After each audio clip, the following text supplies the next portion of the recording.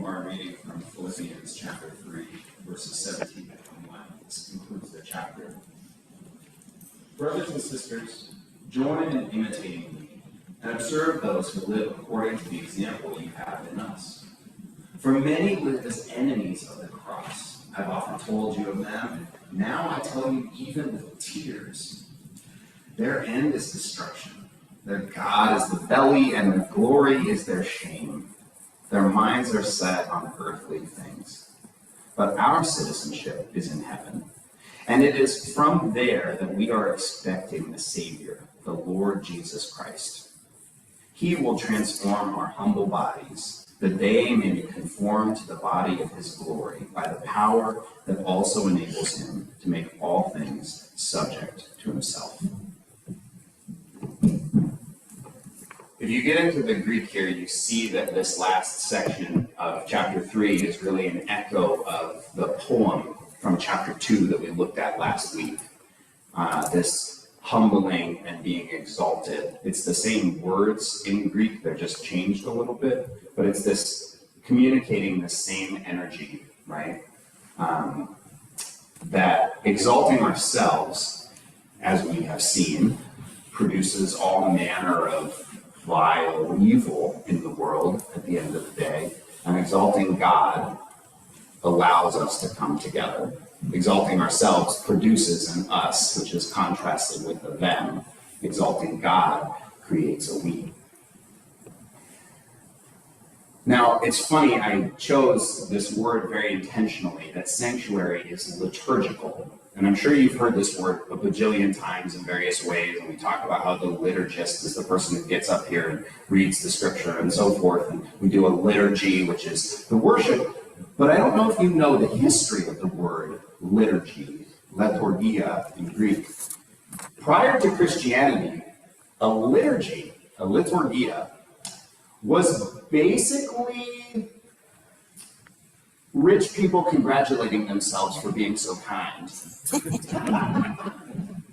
It was literally if you were doing a liturgy, you were paying for a party or a festival or an event for the commoners so that you could feel good about yourself.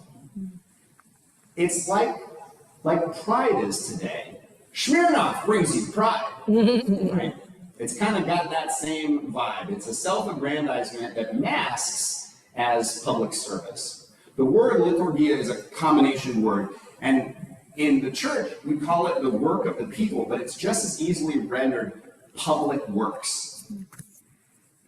Now, I don't want to totally crap on the idea of patronage, because I do think that patronage is the foundation of what we call taxes, i.e. that wealthy people should help support the livelihoods of all people, and that the only reason that people are wealthy is because there are systems and structures in place that allow the production of wealth, and generally speaking, wealthy people didn't make any of that stuff. They just profited off of it, so they should be supporting the existence of all of those things that made it possible. There's a logic there that I'm here for. But liturgy is about performing goodness. It's literally about getting praise for doing the right thing. I remember one time I found a wallet, and it had $500 in it cash, and then a bunch of credit cards and an ID. And I looked up, I figured out somehow how to find the guy, and I called him. I don't know how I even did that, but I did it, and I contacted him and then went and gave him his wallet back. And I went to my dad and I said, yeah, I found this, and I didn't even, he got the wallet back. I'm sure nobody ever expects to have the money in the wallet when they get it back, but the money was still in there. And my dad looked at me square in the face and he said, don't congratulate yourself for doing the right thing. And I was like, shit, Dad. And I've held on to that because he's so right. And I would have liked it, and I think it would have been good as his kid to be like, yes, I see you. I see you. That's what I wanted, was just an acknowledgement. I see you, but what he was doing was he was reminding me that if you're doing it in order to be seen, that negates the thing you're doing. And that's where Christianity had to reclaim the liturgy. We had to claim it differently. Because the liturgy that was happening in the Greco-Roman world was about spectacle, which we talked about last week. It was about performance. It was about, look at how good I am. I'm doing all this for you. Obviously, you owe me. Clearly, right? That's how this is working. I did this for you, and now these pockets have you in them, right? I paid for this, so it's mine. So, Andrew, why do you think spectacle is having its moment again? Why is spectacle having its moment? I mean, I think that's kind of easy, right? Because people are terrified of losing. Yeah. I mean, I think on a really fundamental level, there is so much fear about the future. There's so much insecurity. And let's be real, guys. America has chronically underinvested in collective security. Yeah. Chronically underinvested in collective security. And told us that it's our fault that we don't have security. And like, here's a trip. So they did this study a couple years ago where they talked to people and they said, what do you think an equitable distribution of wealth in America should be? And what do you think it actually is? And then they threw out people's imaginings of what it should be and took what they think it actually is and compared it with what it actually is. And people have no idea how crazy America is. People thought the distribution of wealth looked like this. It actually looks like this. I mean, there are so many people in this country that have so much more money than God, it's insane. Like, we have to start inventing new numbers to talk about how much money people have. And then I have conversations with people that are telling me that millions of dollars is not enough to really help them feel secure that they can care for their families. That it costs $250,000 to have your kid in a residential treatment facility for care that they actually really need. That it costs $10,000 to have your loved one in a facility that's going to be safe for them when they're not able to be safe. And it's astonishing.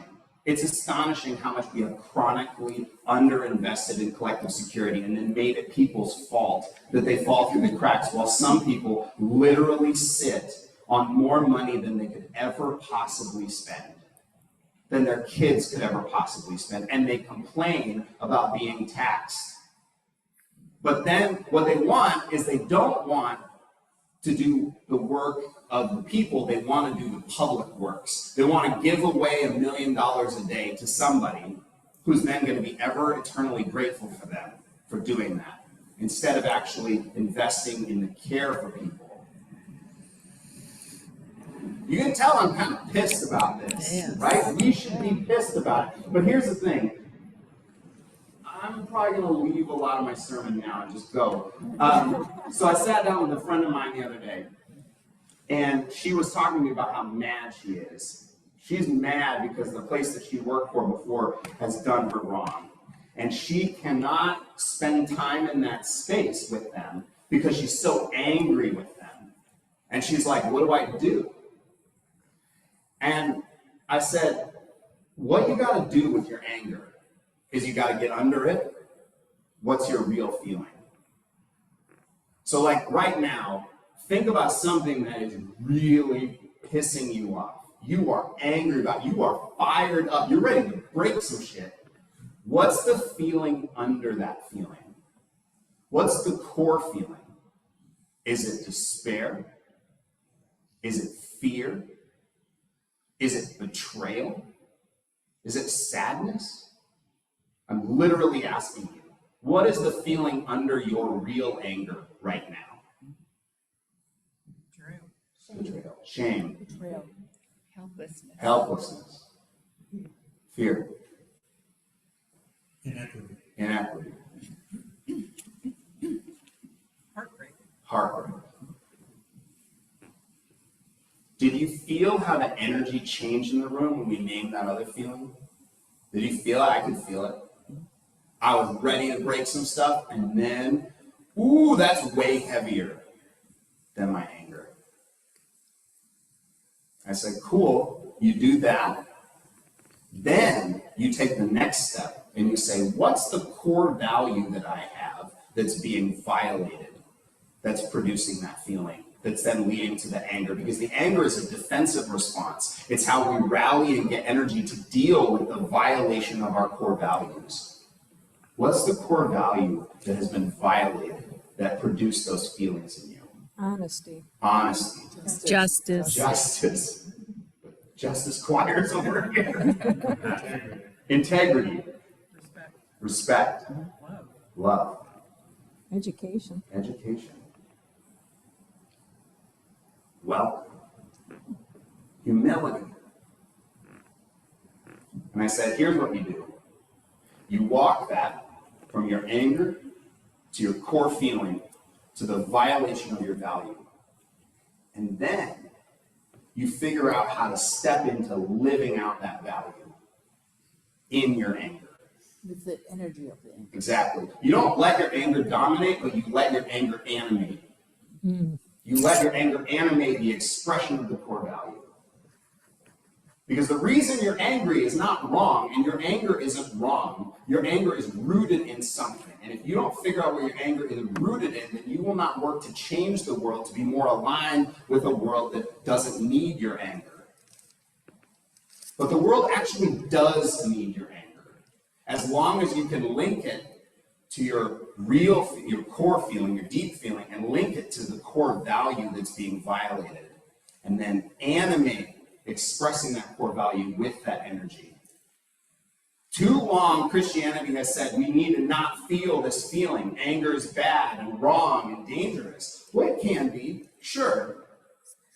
So can a knife be. But you can also utilize it to do something beautiful and powerful, and especially women. I heard you just whisper that. You can just say that out loud. Especially for women. Especially for women. Yes. Why?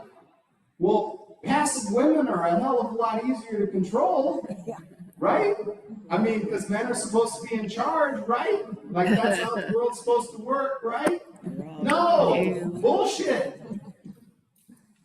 But we've been trained on this stuff, yeah. I just have to offer deep gratitude for the lived example of women who are told to be passive when Elon Musk mocked Mackenzie Scott for her donations to help women and people who've been marginalized and made vulnerable. So her response to his claim that she was ruining our country was to double her already considerable donations in that direction. Right, watch this. That's right. That's right. The religious play a part in separation of power. Oh, definitely. Here's the thing, guys. People have been exploiting our man Jesus to these ends forever. Yeah. Now, here's the thing I don't get. Here's what Paul says about that. This is from chapter 1. Some proclaim Christ from envy and rivalry, but others from goodwill. These proclaim Christ out of love, knowing that I have been put here for the defense of the gospel. The others proclaim Christ out of selfish ambition, not sincerely, but intending to increase my suffering in my imprisonment. And here's how he concludes that section. What does it matter? Just this, that Christ is proclaimed in every way, whether out of false motives or true, and in that I rejoice. Here's what's going to happen. We're going to get to know Jesus so well that when they pull bullshit, we call bullshit. Here's what's going to happen. We're going to get to know Jesus so well that when they try to use him to exclude, we will call them to their face and say, excuse me? You are violating my core understanding of what Jesus is all about. Now, I'm not saying we call them dogs. I'm not saying we follow Paul's example explicitly, but I am saying we call bullshit. But we need to know Jesus so profoundly that it is obvious to us that our anger is about the betrayal of who Jesus is, and we live out that call to follow him out of that anger. But here's the thing, guys. Here's the thing. And I know this is controversial, but that's not a surprise. Following Jesus is not about fighting evil. It's not. It's not about fighting the devil. I don't know how many hundreds of thousands of preachers have said this over the centuries, that that's what it's about. It's not. Yo, Jesus couldn't defeat the devil. Who the fuck do you think you are? Sorry, I didn't mean to do that. But, like, that's not your job. That's his job. That's God's job. That's Jesus's job to fight the devil. What's my job? To care about the suffering of people in the world. That's the job he gave me. He gave me the job of having a heart of flesh instead of a heart of stone. Why? Because hearts of flesh break and heal. Hearts of stone shatter. He called us to care so much that we would transform the world through our caring. You can say this stuff out loud. And healing. And healing. Yes. That our job is to organize for care and joy. That's actually our job. To care about the suffering in the world, but the suffering isn't the center. We care for the suffering so that they can express the joy. So that we can all be in joy together. So we can rejoice in the amazingness that is being alive. But the question is, who are we going to have our eyes on while we press on towards the goal? Who? The prize. Jesus is the prize. Keep your eyes on the prize. Because they are going to distract us. You've already seen it this week. They're just throwing out, well, look at this crazy choice. Oh, don't think about it too hard, because here's a different crazy choice. Here's a different insane decision. Here's a different, totally, thing. Which one of them are you going to pay attention to? Oh, guess what? I'm going to do 6 more before lunch. Right? Like, their whole goal is going to be distract. We've seen this playbook. Yes. Who are your eyes going to be on? Because they're standing up there saying, all eyes on me, all eyes on me. I'm doing the liturgy over here, people. I'm the important one. I'm the reason y'all can even get together. And we have to be very clear about no.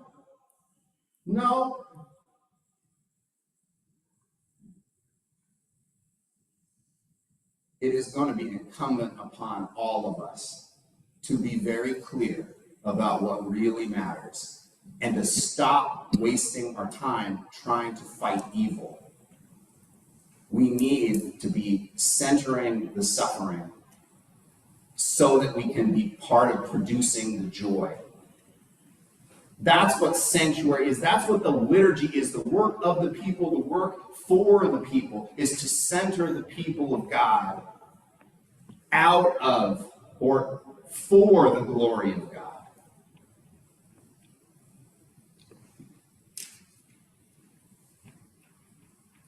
Just to make sure I'm saying everything I want to say. This is the answer to apathy. This is the real answer to apathy. Care and rejoice.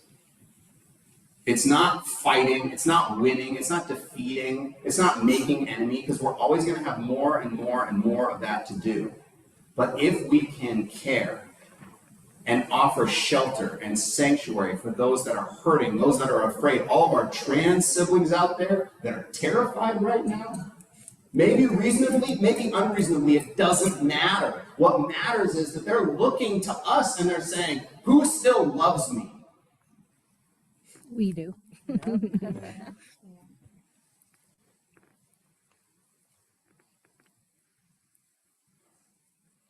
our immigrant siblings are looking out there saying, who loves me?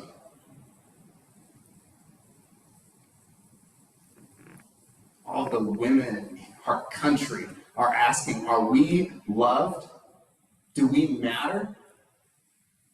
We're really going to put a rapist in charge of this country? And we're just going to forget? Do we matter? Does our bodily integrity matter? Do our lives matter? So many people are asking this question right now. And if the church doesn't have something to say, then we are not the church. We are not doing the liturgy. The work of the people is to say, you matter. We were given hearts of flesh so that they could break and heal. And the amazing thing is it's a muscle. You know what happens when you tear a muscle? It's called working out. What happens? Gets stronger. It gets stronger and Yes. it gets bigger, right? That's what building muscle is slightly tearing it so that it makes space for more muscle. When your heart breaks, it expands. Look at the Grinch. We're going to watch that in a couple weeks. Oh. So, practical advice. If you're going to pay attention to the news, if you're going to watch, do it because you're going to organize to support the people that are suffering. If you're not going to organize to support the people that are suffering, don't watch the news. Decide on whose suffering you think is critical for you to engage with at this time and consume their news. Pick an organization that is serving people that are being harmed and follow them. Sign up for their email, sign up for their newsletter, go to their website, listen to their podcasts. Start consuming news on purpose that's about caring for the people that are suffering that you have a heart for. And don't say, I love everybody, because great, good job, but we need you committed to doing the work of caring for people that are not being seen. So pick somebody, anybody, who's experiencing a hard time in this time, who is feeling that great fear, whose identity is being threatened as worthy, who's being told that there's a gatekeeping mechanism between them and the love of Jesus Christ. Pick somebody and start organizing to learn about how to care for that group of people. It really doesn't matter who it is, because all of this works for the good of those who love God. We don't need to be of one mind about this, because we're going to be of one mind about the value and integrity of human beings. That's what we will be of one mind about.